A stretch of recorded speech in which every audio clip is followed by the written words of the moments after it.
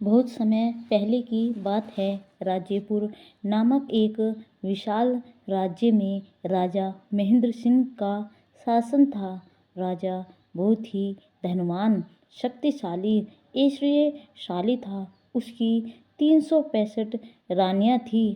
हर दिन वह एक नई रानी के साथ समय बिताता। उसके महल में भव्यता की कोई कमी नहीं थी, लेकिन एक चीज की कमी थी, सच्चा सुख। रानी राजा की बेचैनी और ज्यादा बढ़ती जा रही थी। राजा के पास हर वैभव था, लेकिन फिर भी उसका मन बेचैन रहता। उसे कभी सच्ची खुशी का अनुभव नहीं होता था। वह दिन रात सोचता, आखिर यह बेचैनी क्यों होती है मुझे। एक दिन एक ज्ञानी संत उसके दरबार में आए। राजा ने उसे अपनी समस्या बताई।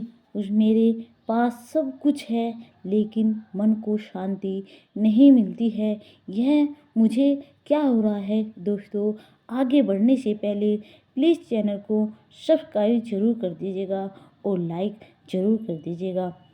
संत मुस्कुराए और बोले, राजन, इसका उत्तर दूंगा, लेकिन पहले आपको एक परीक्षा देनी होगी। राजा ने कहा, ठीक है गुरुदेव। संत ने राजा को एक कटोरा तेल दे दिया और कहा, इससे लेकर पूरे महल का एक चक्कर लगाओ, लेकिन ध्यान रहे तेल की एक बूंद नीचे ना गिरने पाए।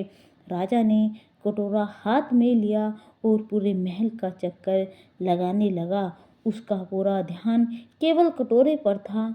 जब वह वापस लौटा तो संत ने पूछा, राजन, महल के सुंदर बगीचे, महंगे साज सामान और आपकी रानी को देखकर कैसा लगा। राजा चौंक गया। उसने सच में कुछ भी नहीं देखा था, क्योंकि उसका ध्यान केवल तेल पर था। संत ने आगे जो कहा, सुनिए दोस्तों।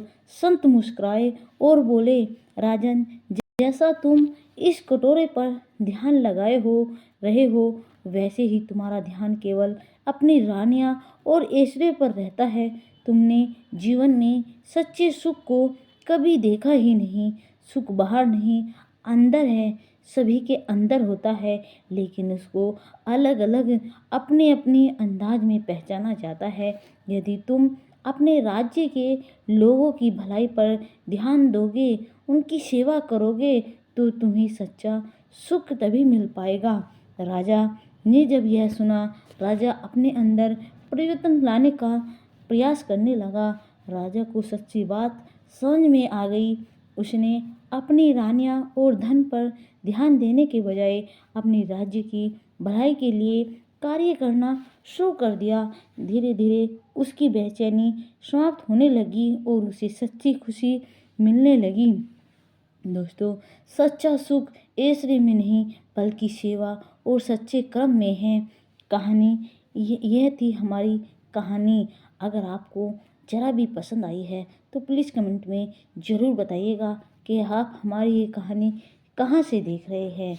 नमस्कार दोस्तों।